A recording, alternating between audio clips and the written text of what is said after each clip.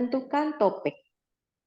Bagaimana cara kita untuk menentukan topik? Harapannya penelitian kita itu tidak akan terputus di tengah jalan.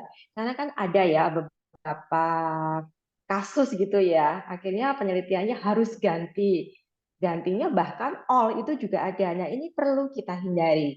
Dalam hal ini kita harus berpikir untuk bisa menjawab 5W. 5W ini apa? Yang pertama adalah why. Untuk menentukan topik, bisa didapatkan dari mana? Pertama, membaca literatur. Benar, untuk menulis sebuah penelitian itu kita memang harus ini ya, sering-sering membaca literatur, terutama adalah jurnal. Selain membaca literatur, kita juga bisa dapatkan ide itu dari best practice. Saya pustakawan, kadang saya juga tertarik dengan apa yang saya lakukan. Nah, ini juga bisa menjadikan sebuah ide baru buat saya sebagai seorang praktisi ya. Ini dari pengalaman praktisi.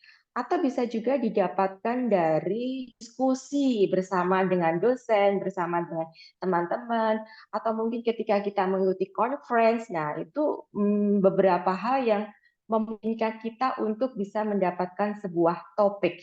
Namun topik ini perlu kita ukur dulu. Apakah topik ini tidak akan berhenti di tengah jalannya?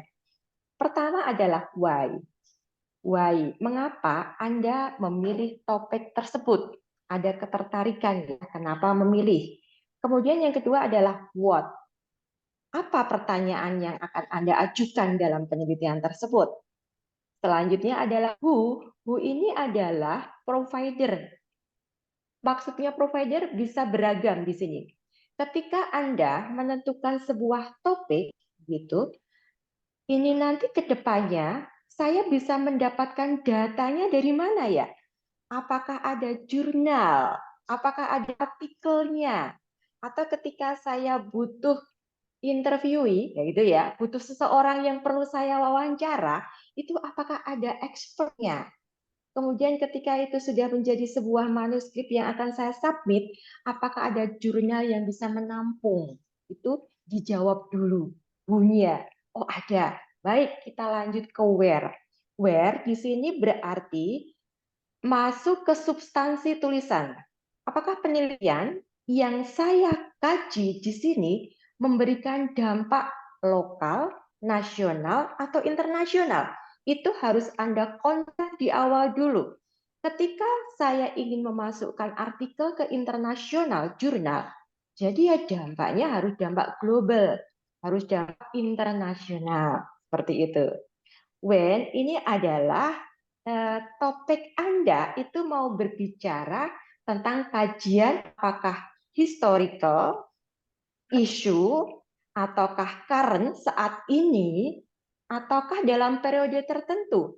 Periode tertentu bisa Anda sebutkan batasannya yang jelas ya, kalau when ya. Nah, ini adalah beberapa pertanyaan 5W yang harus dijawab. Ketika jawabannya adalah ya, lanjutkan topik Anda.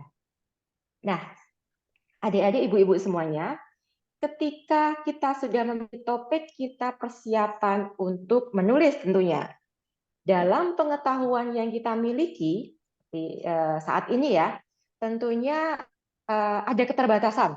Nah, di mana kita mencari data dukungnya, itu kita masuk ke step berikutnya, yaitu locating sources, mencari sumber referensi. Dalam mencari sumber referensi, itu ada dua. Bisa silahkan nanti mencari Google, karena memang sekarang eranya Google ya, lebih trennya kan sekarang pencarian ke Google, bahkan dengan teknologi AI pun sekarang beragam informasi bisa didapatkan.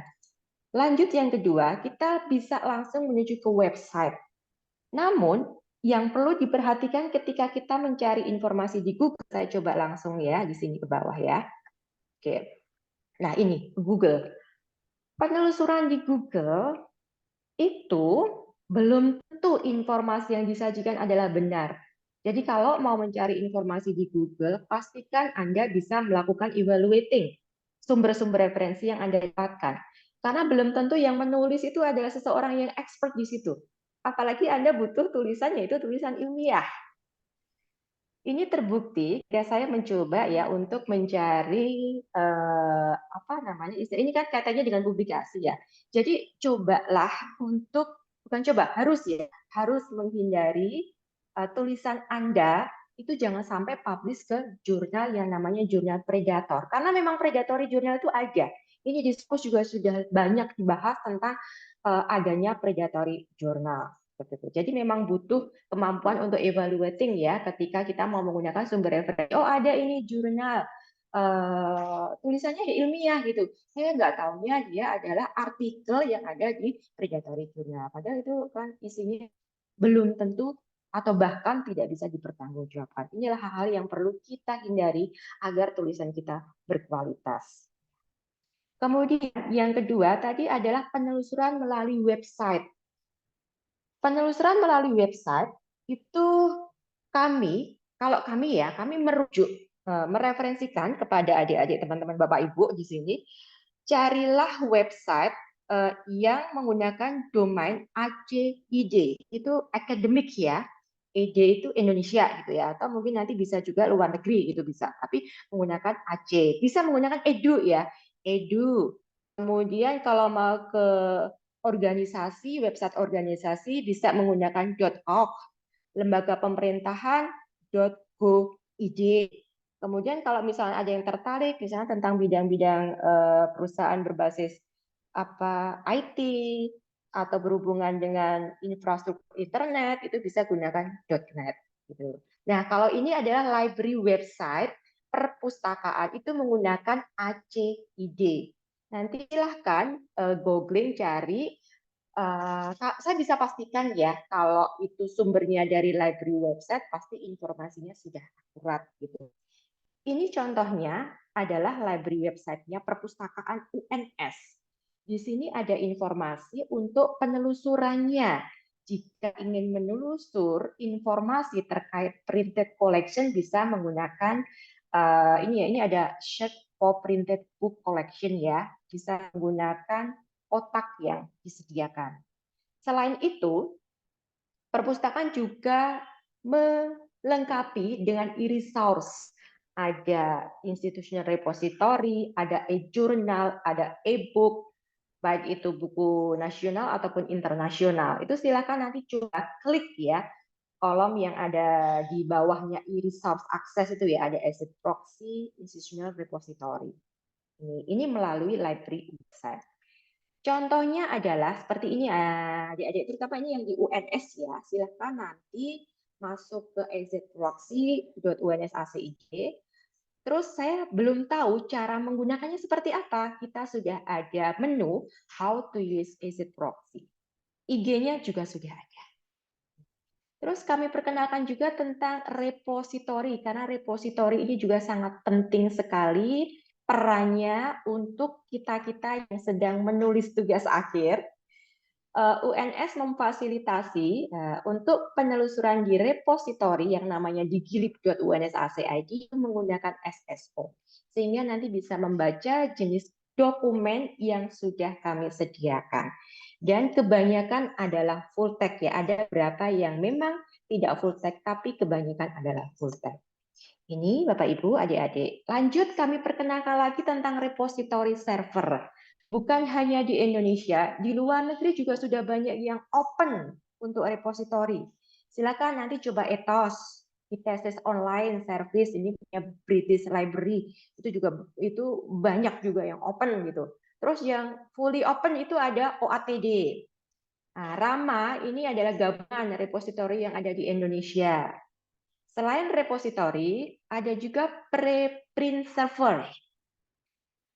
Anda ingin mencari informasi ini terkait tentang bidang-bidang tertentu, itu sudah ada server-server khusus ya. Misalnya ini untuk biologi, itu kan, itu ada di Bio Archive di situ. Chemical Archive itu ada di Chem Archive-nya sendiri itu ya. Medical itu ada server preprint tersendiri. Silakan. Dan ini adalah non profit, itu ya. Baik, ini terkait dengan tadi bagaimana kita locating sources, mencari sumber-sumber referensi untuk mendukung topik yang sudah kita pilih. Nah, ketika sudah menambahkan daftar referensi literatur yang sesuai dengan topik, saatnya kita ngedraft. Yuk bikin tulisan. Dalam menulis sebuah paper, gitu ya, kita bisa menggunakan tools teknologi yang sudah disiapkan dengan perkembangan teknologi saat ini ya. Gunakan reference manager. Kami di perpustakaan juga memfasilitasi kebutuhan bagi user yang membutuhkan konsultasi khusus tentang reference manager. Kita ada. Kemudian perpustakaan juga memiliki Grammarly karena dalam menulis ilmiah kan tentunya yang goal-nya itu pengen ke international jurnal dalam bahasa Inggris itu nanti bisa menggunakan Grammarly yang kita langgan. Nanti prosedurnya untuk menggunakannya seperti apa itu bisa tanya ke pustakawannya. Setelah tulisan jadi gitu ya, selesai dari title sampai dengan daftar pustaka, kemudian kita lanjutkan yuk, saya ingin publish with confidence istilahnya seperti itu ya. Apa yang harus dilakukan? Punya satu lagi aplikasi yaitu Turnitin. Ini juga sudah dilanggan oleh perpustakaan UNS dan kita juga memberikan layanan Turnitin. Kita coba cek melalui Turnitin seberapa sih persentase similarity. Similarity ya, bukan plagiarism ya. Entah itu plagiarism atau enggak itu nanti kita yang akan menilai, operatornya, bukan tools Turnitin-nya yang menilai. Jadi Turnitin membantu berapa tingkat similarity-nya, kemudian kita operatornya akan melakukan pengecekan apakah ada plagiat atau tidak di situ. Nah, kalau ini sudah sesuai ternyata secara Turnitin pun dinyatakan presentasinya kecil sesuai dengan persyaratan jurnal, berarti nanti kita akan siap untuk getting published gitu ya. Nah, ini writing the paper dulu ya. Saya akan jelaskan penjelasan sedikit tentang writing the paper. Pada umumnya, yang general structure dari artikel yang akan kita submit ke sebuah jurnal itu seperti ini. Strukturnya ada judul, pengarang, abstrak, kata kunci. 4 metadata ini sebenarnya kunci utama ketika user itu mengetikkan keyword ke Google atau ke sebuah database apapun. Ya, jadi penulisan title itu pasti ada strateginya gitu ya. Kalau author itu di situ ada kebijakan siapa sih author pertama, apa sih siapakah korespondensi, siapakah yang disebut sebagai anggota, itu juga ada aturan tersendiri ya. Bagaimana menulis abstrak juga ada formatnya tersendiri, abstrak bebas atau abstrak terstruktur. Kemudian kata kunci itu juga ada clue-nya sendiri, ada ketentuan sendiri ya. Baik, kemudian baru masuk ke main text-nya. Ada IMRED ya, kita menggunakan IMRED, Introduction, Method, Result and Discussion. Kemudian ada beberapa jurnal yang mensyaratkan acknowledgement, ada juga yang tidak. Kemudian masuk ke references dan supplementary material. Kalau memang ada supplementary materialnya.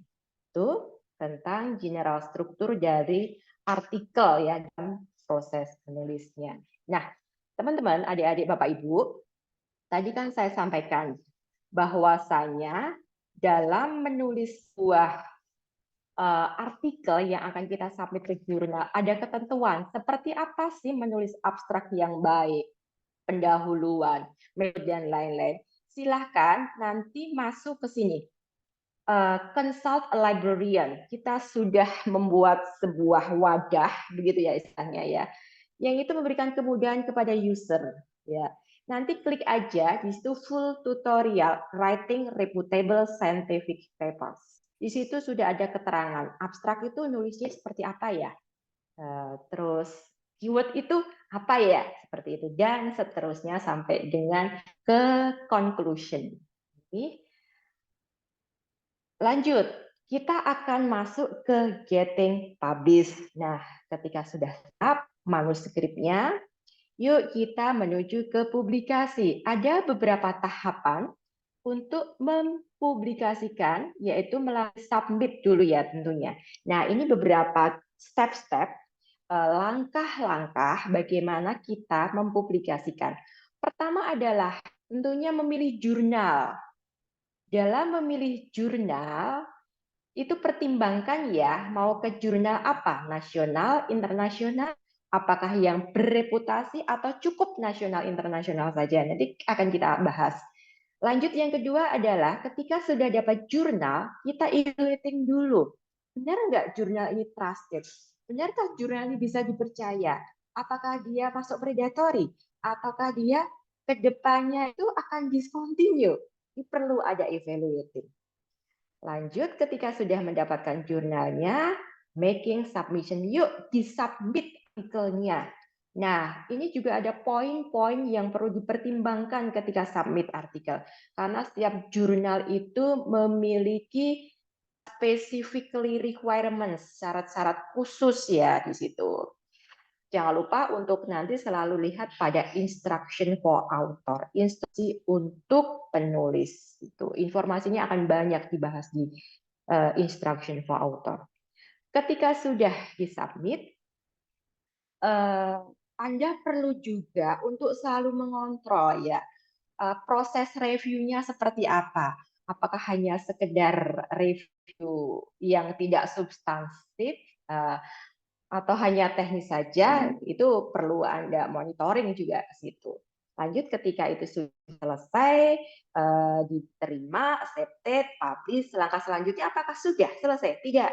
Kita harus membuat artikel kita itu dibaca oleh khalayak, sehingga nanti bisa dijadikan sumber referensi oleh penulis yang lain, dan akhirnya menjadi sebuah pengetahuan yang baru. Itu meningkatkan the visibility, ada cara-cara yang bisa digunakan.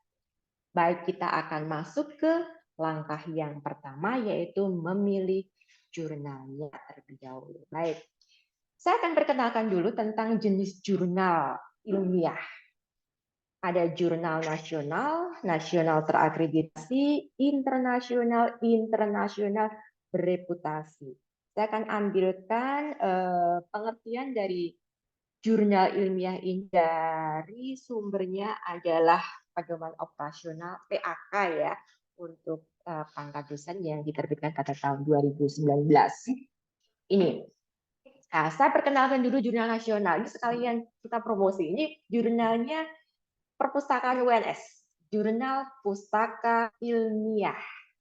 Kami Perpustakaan UNS mengelola sebuah jurnal ilmiah dan ini sudah terakreditasi Sinta 4, kemudian juga sudah terindeks di database DOAJ, Directory Open Access Journal. Jurnal nasional ini, apa sih yang disebut dengan jurnal nasional? Ini keterangannya ya, Pak Ibu ya. Mempunyai, terutama yang ini ya, mempunyai dewan redaksi yang terdiri dari para ahli di bidangnya, minimal 2 institusi yang berbeda. Ya, jurnal kami juga menerima tulisan dalam bahasa Inggris. Ini jurnal nasional. Kemudian, apa yang dimaksud dengan jurnal internasional? Ini nanti bisa dieksplor lagi. Saya mau poin ke-12. Coba di poin 12. Yang diakui sebagai jurnal internasional oleh Ditjen Sumber Daya Iptek dan Dikti, ya. Jika diukur dari Skimago Journal Ranking, jurnal itu berada di angka 0,1. Itu Scopus ya. Jika di Scopus, terindeks Scopus, SDR-nya 0,1, ya lebih berarti ya minimal 0,1 itu jurnal internasional bereputasi. Tapi kalau kurang, ya jurnal internasional saja.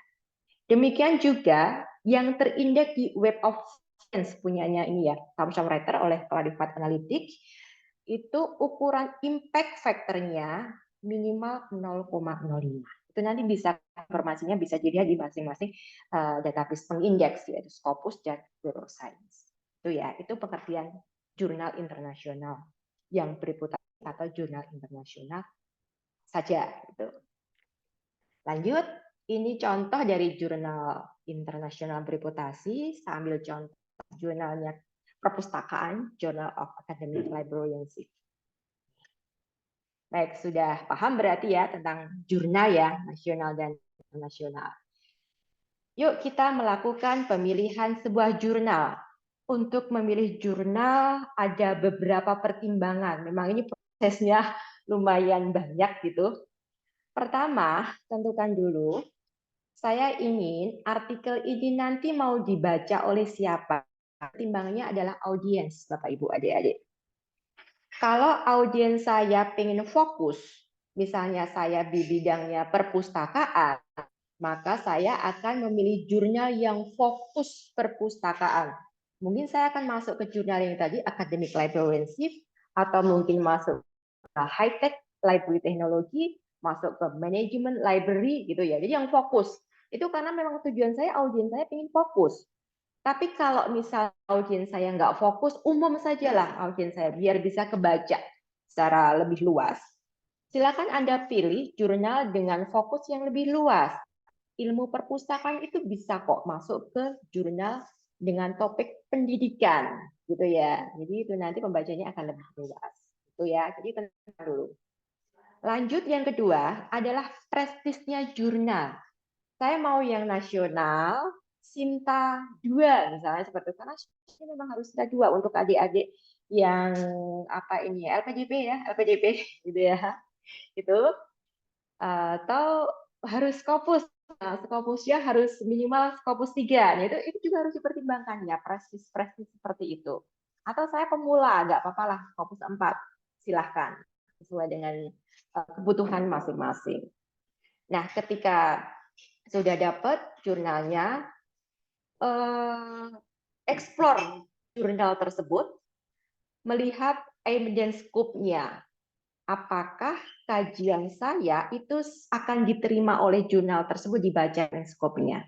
Ketika sesuai, baru masuk ke author guideline, ikuti template jurnalnya atau istilahnya adalah gaya selingkungnya. Seperti apa ya?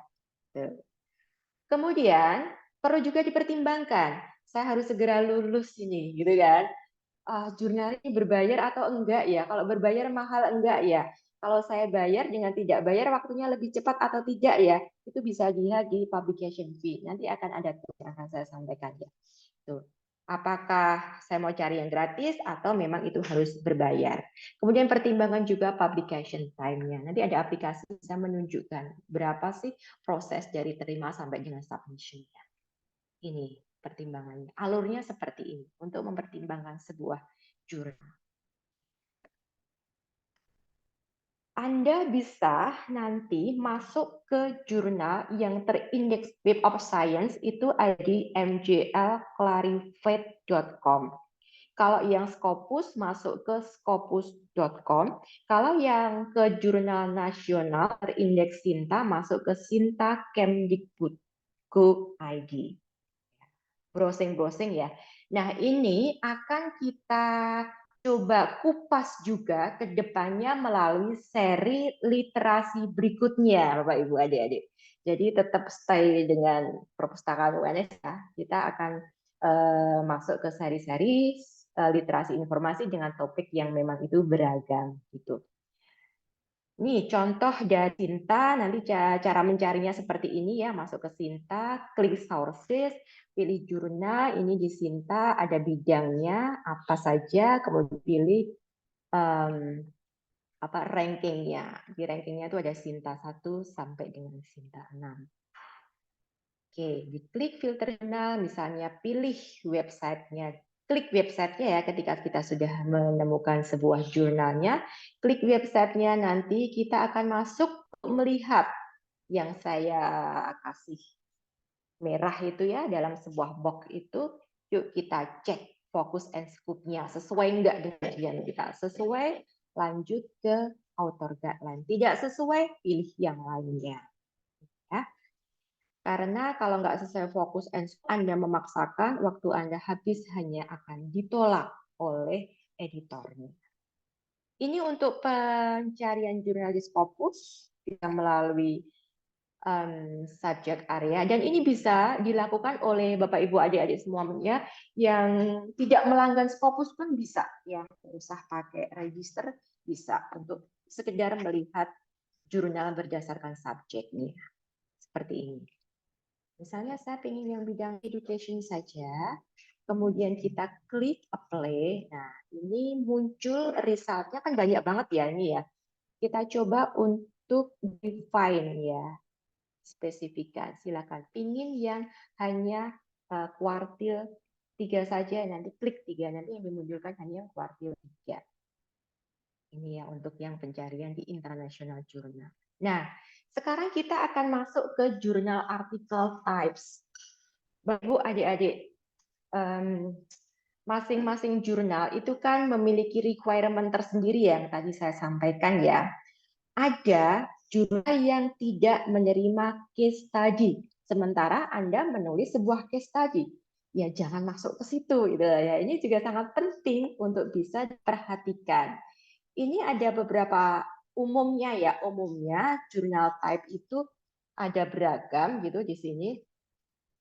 Misalnya article type, review article, case study, clinical study, perspektif, short communication. Jika membutuhkan informasi tentang apa toh sebenarnya yang dimaksud dengan review artikel itu, perbedaannya apa dengan artikel research, ini saya sudah siapkan sebuah link ya, yang ini bisa nanti coba dieksplor lagi.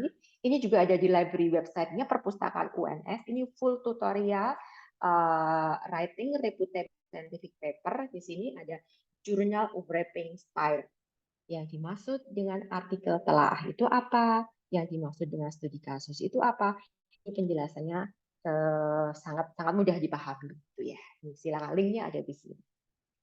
Oke ya.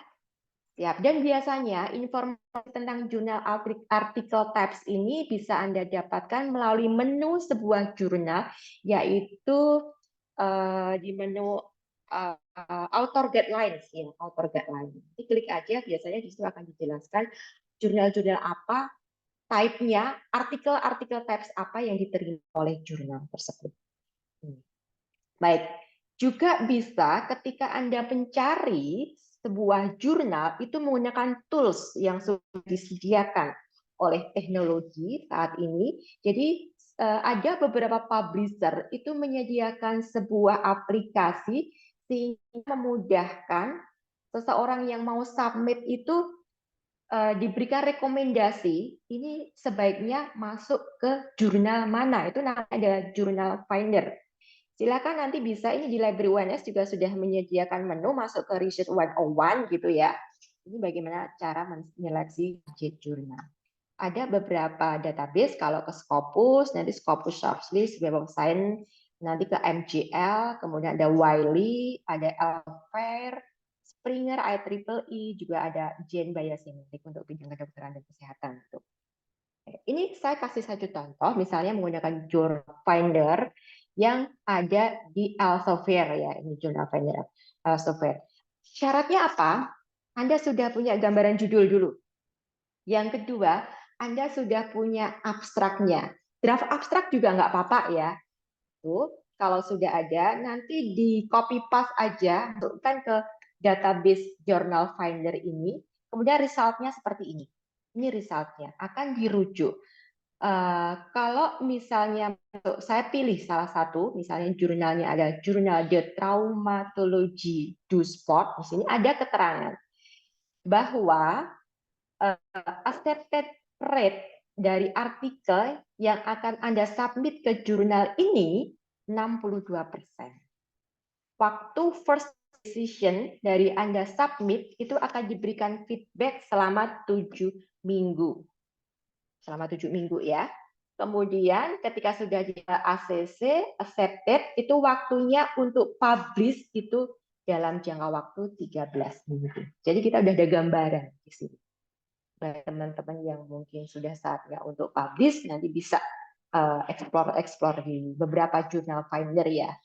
Nah, ini ada keterangan juga kalau open access bayarnya berapa. Bisa juga Anda pilih yang subscription itu, no publishing. Dan ya, tidak ada publishing charge-nya.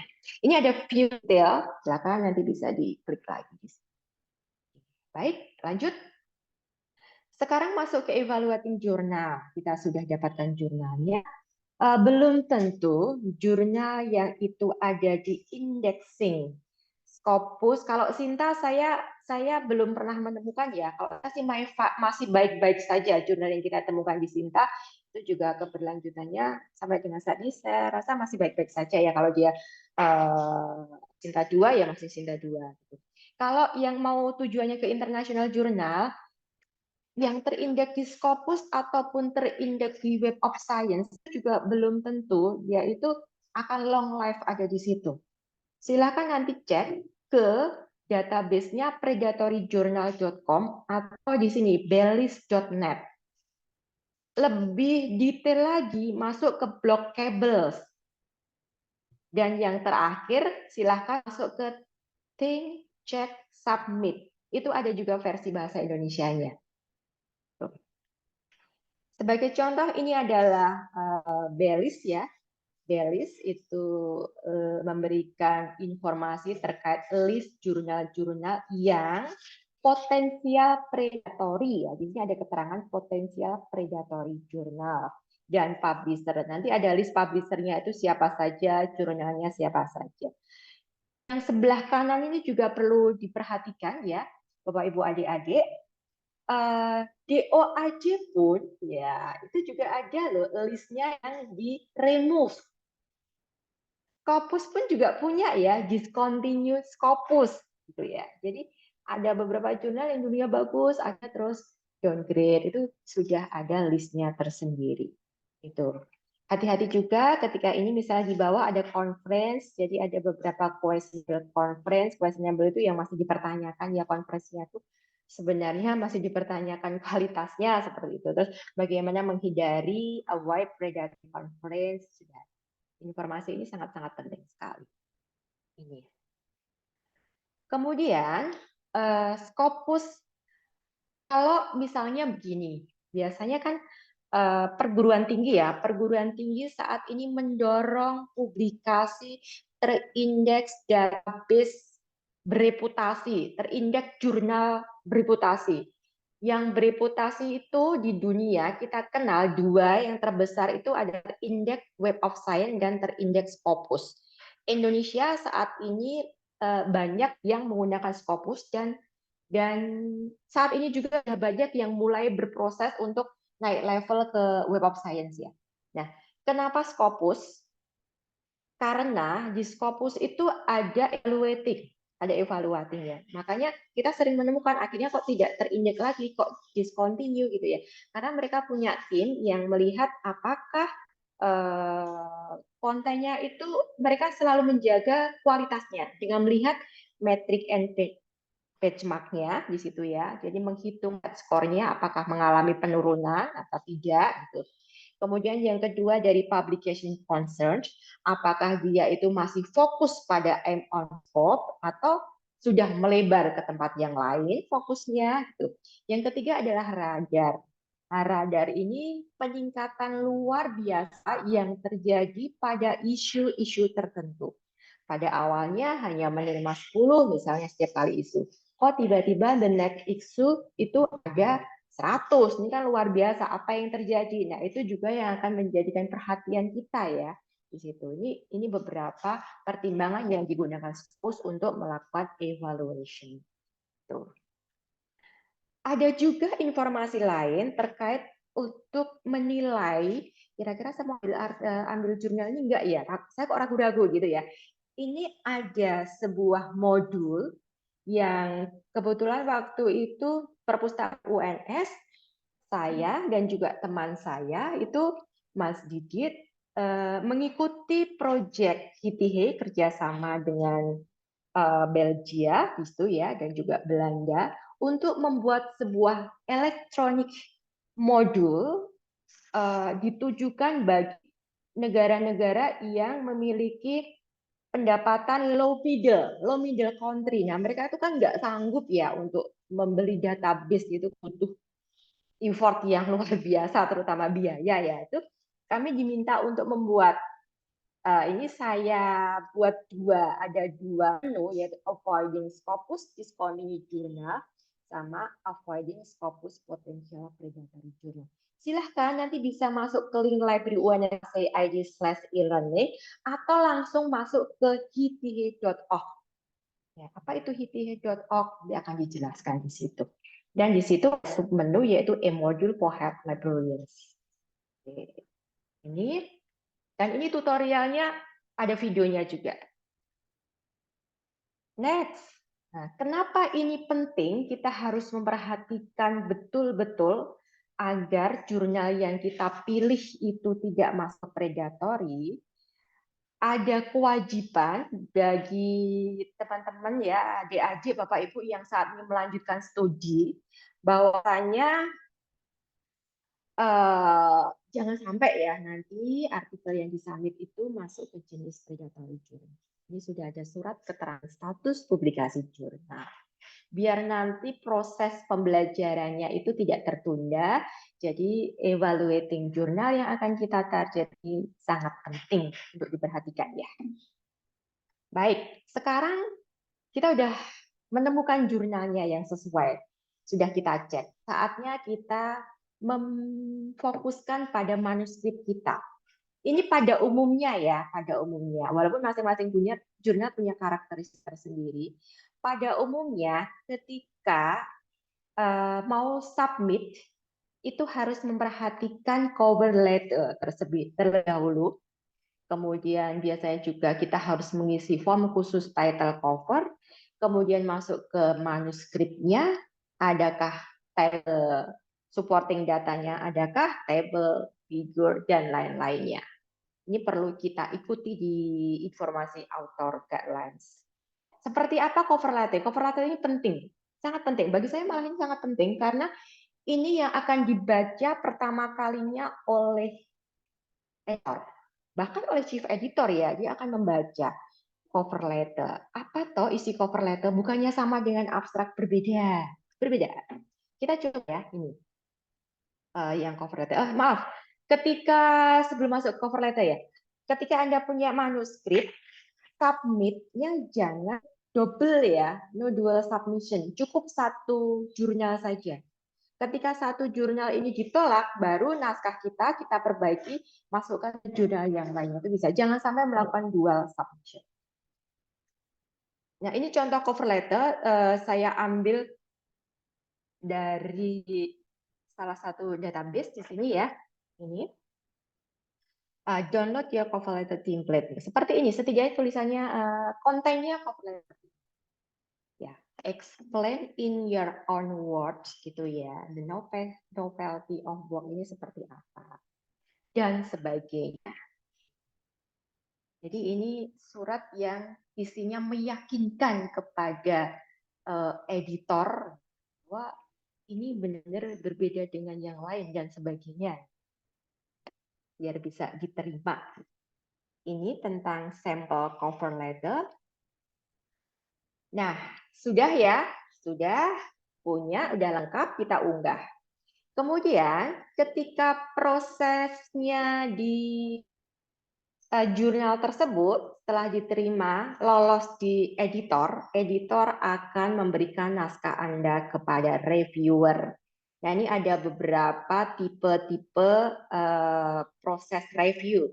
Ada single blind, jadi autornya itu tidak tahu siapa yang review, gitu ya. Tetapi reviewnya tahu ini tulisan siapa. Tuh. Ada double blind, dua-duanya tidak tahu. Reviewernya nggak tahu ini tulisan siapa, autornya juga nggak tahu siapa yang melakukan review naskah autor tersebut. Open peer review, nah ini terbuka, duanya tahu. Ini adalah tipe-tipe review. Jadi ketika proses mereview ini, teman-teman juga mohon sekali untuk aware. Apakah ketika mereview, kok saya ragu-ragu ya, langsung bisa diterima, gitu ya. Dan tiba-tiba saya diminta untuk membayar sejumlah rupiah, sejumlah dolar. Nah, itu perlu dipertimbangkan kembali apakah akan melanjutkan untuk submit ke jurnal tersebut atau tidak. Ya. Nih, prosesnya seperti apa? Submit a paper, bisa di-reject, bisa direvisi. Harapannya bisa direvisi, kemudian langsung accepted, kemudian publish, itu harapannya. Nah, publish bisa dibaca oleh orang lain lagi, dijadikan sumber referensi, sehingga cycle of knowledge itu tetap akan berjalan. Nah, sudah publish, jangan dibiarkan diam saja kalau sudah publish. Masih ada effort, upaya yang dilakukan oleh penulis. Ya, coba tambah di Google Scholar Anda, atau apakah Anda punya akun ResearchGate, kemudian LinkedIn, Akademia Edu, atau bikin blog, ya, atau bikin blog. Tapi ini ya teman-teman harus mengikuti copyright-nya dari jurnal tersebut. Kalau itu open, Anda publish-nya ke open access jurnal, maka Anda bebas mau naruh artikel Anda di beberapa aplikasi ini. Tapi kalau misalnya itu tidak open, ya Anda hanya menampilkan yang diizinkan saja, mungkin metadata dan abstrak. Ini ORCID juga sangat penting sekali, terutama yang memiliki tulisan-tulisan yang ada di Scopus, ya. Jadi untuk meningkatkan visibility dari riset. Oke. Itu yang bisa saya sampaikan, nanti akan bisa kita lanjutkan untuk diskusi. Terima kasih.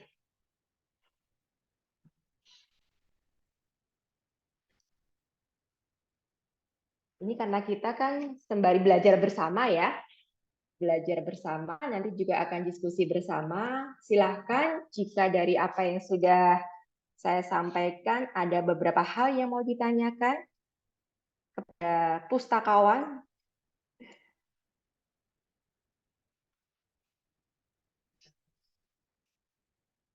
Bisa raise hand atau juga bisa langsung ketikkan di kolom chat ya, teman-teman ya.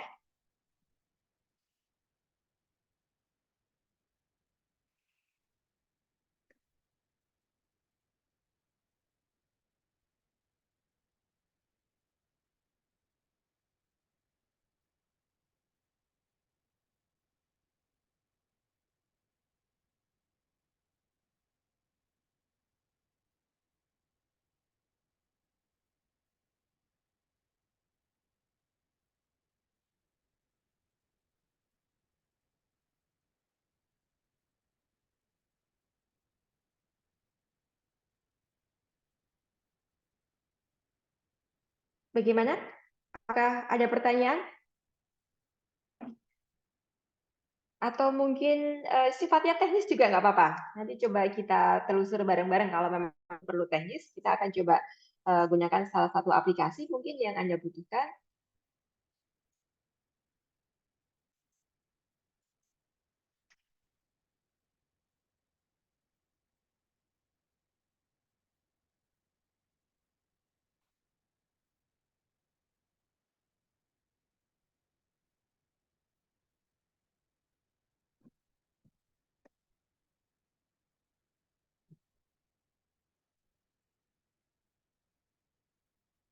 Baik, saya tunggu sebentar lagi ya.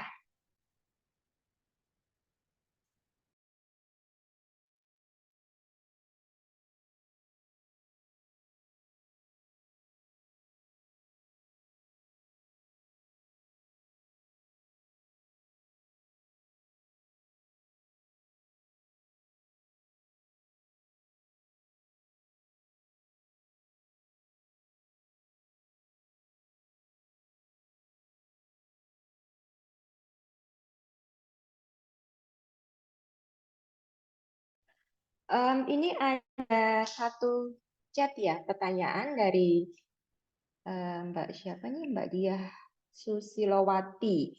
Saya coba baca dulu ya. Pada awal presentasi tadi dijelaskan bahwa publikasi harus berdampak secara internasional. Nah, tetapi beberapa artikel jurnal ternyata menyebutkan lokasi penelitian yang mungkin khusus pada negara tersebut. Lalu bagaimana cara mencari yang sesuai? Mohon penjelasannya. Baik, Mbak Diah ya, Mbak Diah. Ini. Ini sepengetahuan saya sebagai seorang pustakawan ya, kami dari perpustakaan itu memang mensupport agar penelitian-penelitian itu memberikan dampak secara global. Kalau kita memang menginginkan goal dari artikel yang kita submit itu adalah terbacakan secara internasional. Yang ditanyakan di sini adalah kalau menyebutkan lokasi penelitian itu bagaimana gitu. Buat saya sebagai pustakawan dari beberapa pengalaman yang di klinik pustaka ilmiah, tidak ada salah ketika Anda memang mengkaji, oh ini di Indonesia, seperti itu bisa. Tinggal begini, kita harus misalnya gini, Indonesia itu kan sebenarnya memiliki kekhasan tersendiri ya di bidang budayanya ya. Nah, budaya Indonesia ini yang memiliki kekhasan tersendiri berbeda dengan budaya lain, itu kita kemas agar bisa dikenal, baca secara internasional. Berarti kan tetap harus menggunakan kata Indonesia. Cuma kontennya ini sebenarnya yang menjadi peran itu sebenarnya bukan daerahnya sih, bukan daerahnya, tapi konten Anda.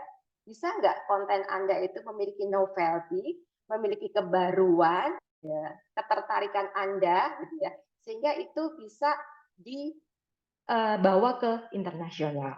Betul. Jadi nggak masalah menurut saya menggunakan daerah tertentu. Jadi yang kita fokuskan itu adalah kontennya.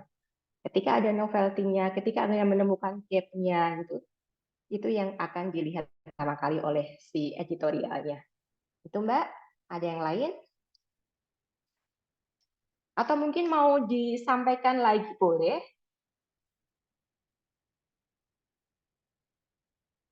Kita bisa diskusi juga.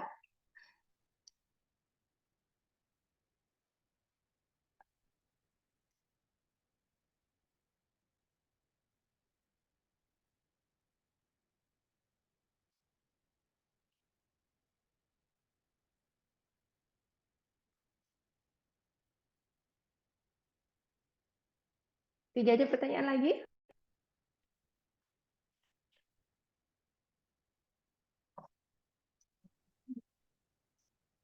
Ada yang raise hand, Mbak? Iya. Ya, saya tadi Bu Iya, yang monggo Mbak yang Dia. bertanya. Oh iya, Terima kasih silakan. ya. Langsung aja ya Bu ya. Jadi begini, saya sudah mencari di beberapa tadi jurnal, ternyata memang seperti yang Ibu sampaikan. Ada masalah kedua begini Bu. Saya mencari beberapa kutipan di sana. Ternyata kan harus melihat itu dia berasal dari artikel-artikel pendamping. Nah, sebaiknya caranya mengambil itu apakah dari artikel pendampingnya yang disampaikan di daftar pustaka atau langsung mengambil dari artikel yang sudah ditulis itu. Jadi misalnya begini, pada pendahuluan pada daftar pustaka. Nah, saya selaku pembaca itu mengambilnya dari artikel itu atau langsung dari artikel pendamping tadi yang asli. Terima Iya, kasih. baik. Iya, Ya, baik, makasih. Ya, Mbak Dia, begini. ya.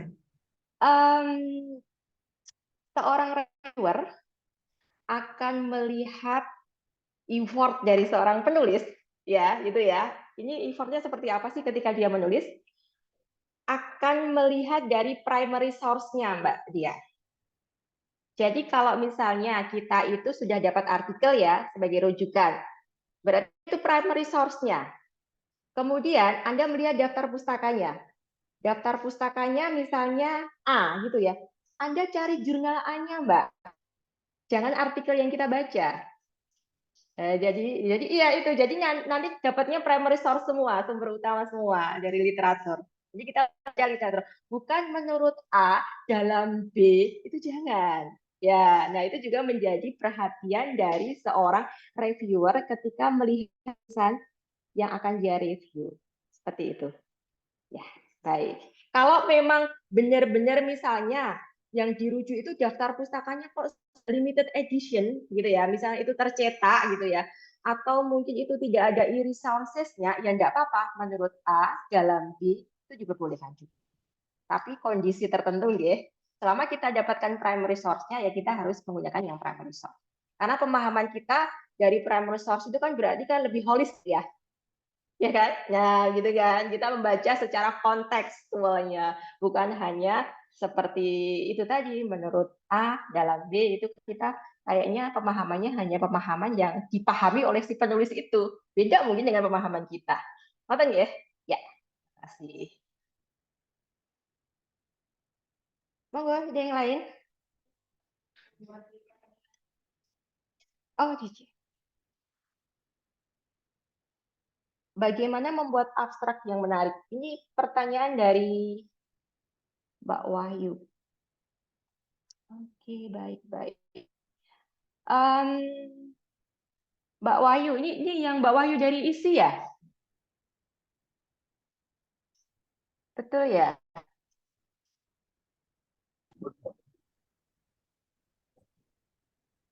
Halo?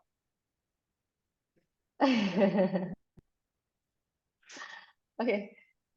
Ya, Mbak Wahyu, gini, bagaimana membuat abstrak yang menarik? Tadi saya sudah memberikan link ya, bagaimana menulis abstrak yang baik itu.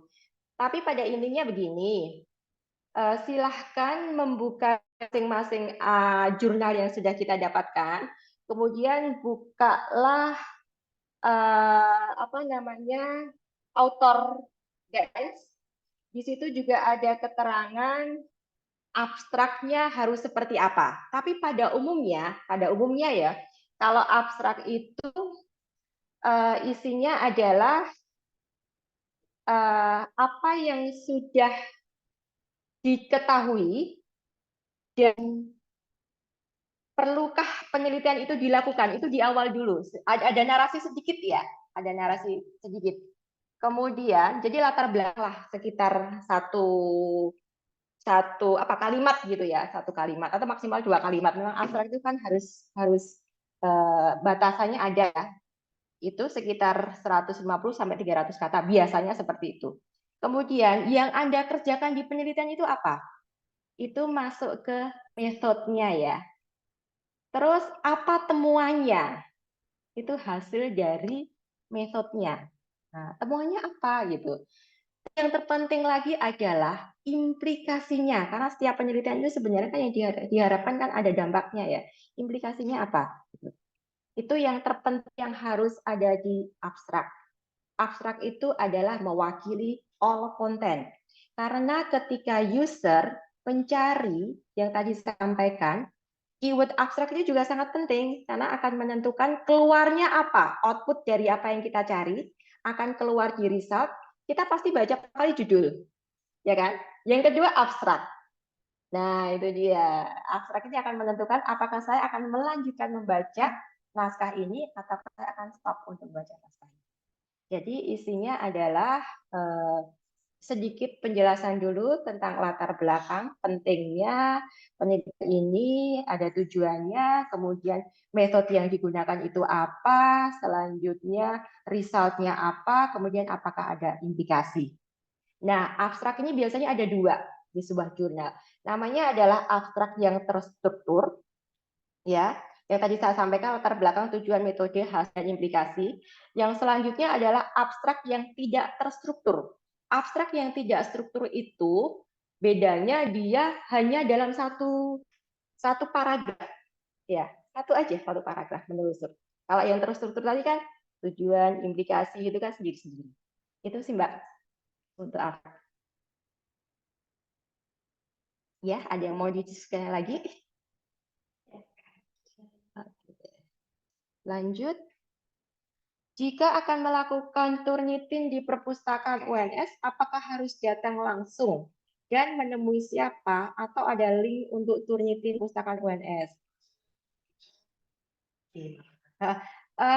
Ini dari Mbak Agus. Ini mahasiswa UNS ya Mbak Agus ya? Iya Ibu, dari Pasca Ilmu Gizi. Baik.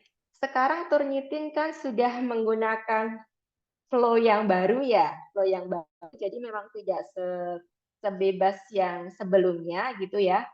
Untuk mengantisipasi hal tersebut, memang perpustakaan membuka layanan turnitin. Nanti mungkin admin bisa bantu ya untuk menampilkan kemana harus menghubungi di perpustakaan, bahwasanya artikel Anda itu bisa nanti disubmit pada alamat tertentu. Ini sudah ada ya, Library One ACID Research Tool, silahkan nanti cari informasinya di situ. Syarat apa saja yang harus Anda unggah.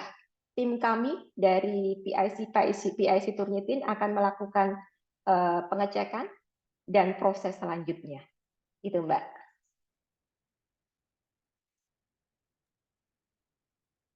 Baik Ibu, terima kasih. Berarti Iya. langsung bisa di apa? Nanti misalnya sudah ada stepnya gitu, nanti ada linknya gitu ya Ibu? Iya, nanti dibuka linknya. Nanti ada beberapa persyaratan yang harus Anda unggah. Itu MS Word seperti itu. Diunggah ke alamat ini. Nanti akan ada feedback dari PIC kami untuk memberikan report ya, berapa similarity-nya. Jika Anda butuh informasi lebih jauh terkait konsultasi Turnitin, maka bisa menghubungi PIC tersebut. Jadi nanti kelanjutannya adalah komunikasi melalui email, Mbak. Kan Anda harus mengirimkan email juga di situ.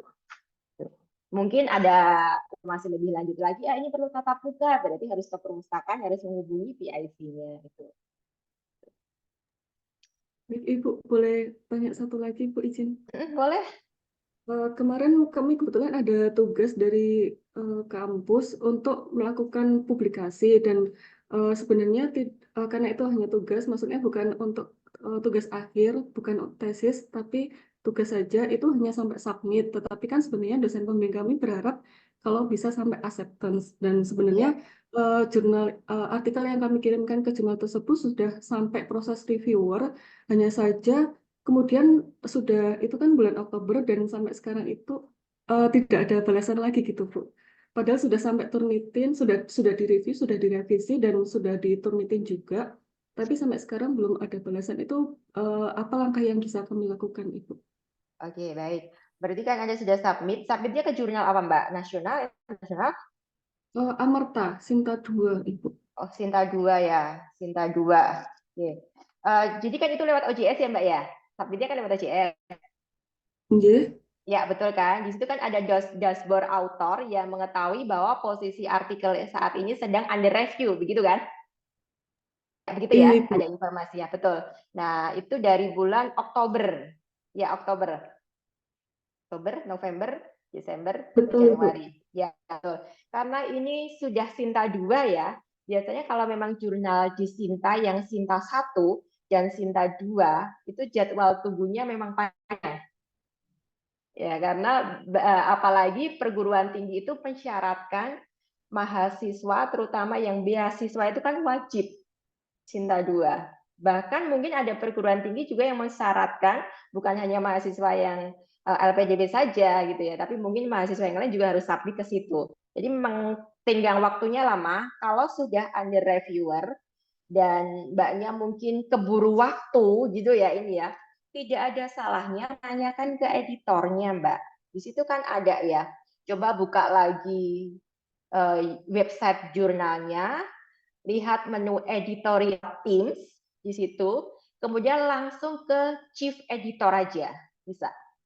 Langsung ke chief editor. Menanyakan tentang proses artikel dengan nomor ini kan ada di situ ya, pada tanggal ini progresnya seperti apa karena sudah dari bulan Oktober begitu. Tapi menurut saya memang jurnal-jurnal yang bereputasi baik itu nasional ataupun internasional itu kan memang antriannya panjang ya.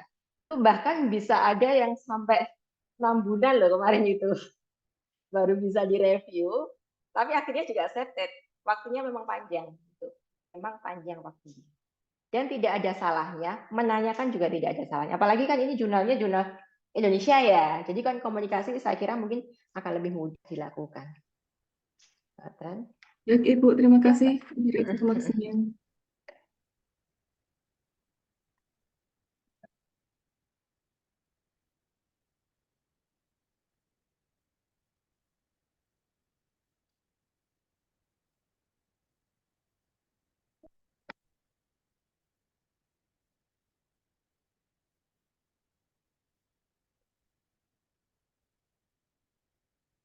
ada yang lain? Adik-adik, Bapak Ibu?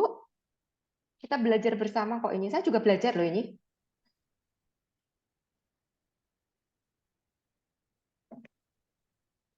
Monggo. Saya coba tunggu sekitar berapa? 1 menit ya. Tunggu 1 menit. Jika sudah tidak ada pertanyaan, maka nanti bisa di-close.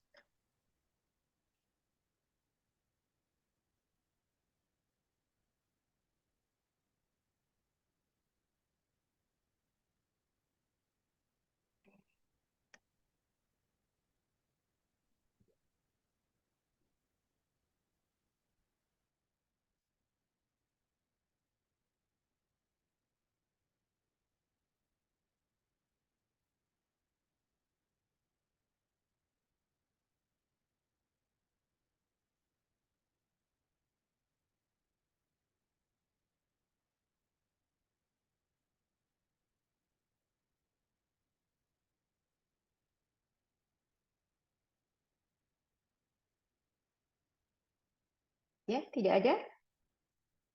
Sampun nggih? Nanti bisa kita lanjutkan diskusi ke perpustakaan. Bisa langsung datang ke perpustakaan atau melalui ya, WA ya, WA-nya perpustakaan ya. Bisa ditampilkan nomor WA-nya perpustakaan? Mas admin.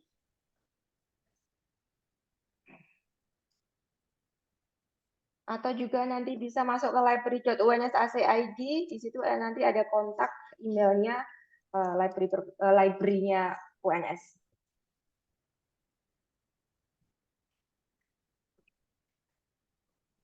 Ya, nih ya.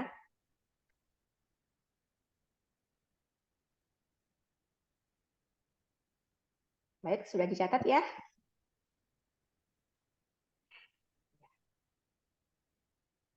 Karena sudah tidak ada pertanyaan, jadi saya cukupkan untuk sesi literasi informasi pada sesi pertama ya. Nanti kita akan bertemu kembali pada sesi-sesi berikutnya dengan detail lebih banyak ke teknis bagaimana cara menelusur beberapa database perpustakaan, bagaimana mencari ide dengan menggunakan post viewer, bagaimana menggunakan metode penelitian deskriptif ataupun kualitatif, kemudian bagaimana kita cek Turnitin, nah itu nanti akan detail disampaikan pada seri-seri berikutnya oleh beberapa teman-teman pustakawan. Matur nuwun, saya kembalikan waktunya kepada MC. Baik, terima kasih Bu Ria, luar biasa sekali. Terima kasih untuk materi yang telah disampaikan pada hari ini. Semoga dapat bermanfaat buat semuanya. Terima kasih saya ucapkan juga kepada seluruh peserta yang berkenan mengikuti acara hari ini dari awal hingga selesai. Saya sebagai pembawa acara mengucapkan terima kasih dan mohon maaf yang sebesar-besarnya apabila ada kesalahan kata dalam pelaksanaan acara hari ini. Dari saya cukup. Akhir kata, wassalamualaikum warahmatullahi wabarakatuh.